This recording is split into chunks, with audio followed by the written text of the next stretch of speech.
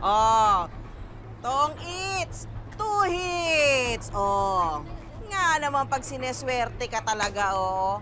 Oh, akin na to, ha? Isa pa tayo. Wala na kaming pera eh.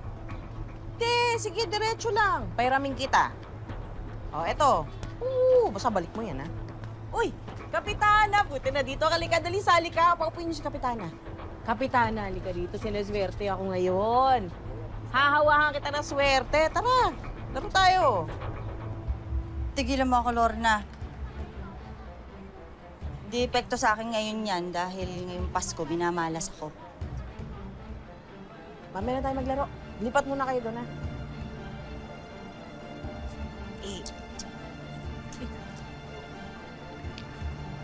Bakit ba? Ano bang nangyari? Wala pa rin yung pera ng barangay eh. Inuna yun sa City Hall.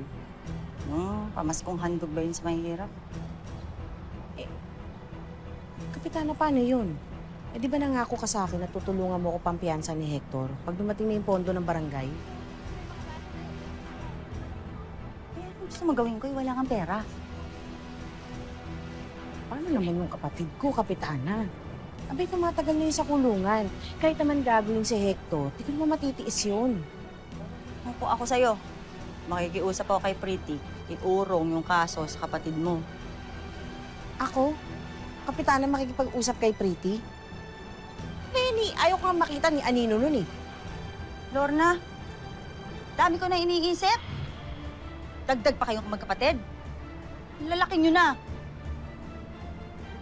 Baba mo yung pride mo. Makiusap ka kay Pretty.